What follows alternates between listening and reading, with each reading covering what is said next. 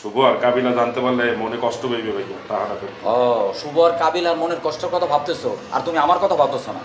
যাও নে। ভাইয়া এইসব দাপকি দিয়ে কোনো লাভ নাই, আপনি টাকাটা আপনি ধরেন। এই তুমি আমার ভয় পাও না? না ভাইয়া, শুভ আর কাবিলা থাকলে কেউ টাইম নেই।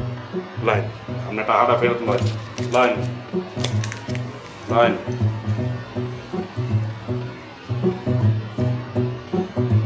ভাই আপনি কিছু মনে করেন না।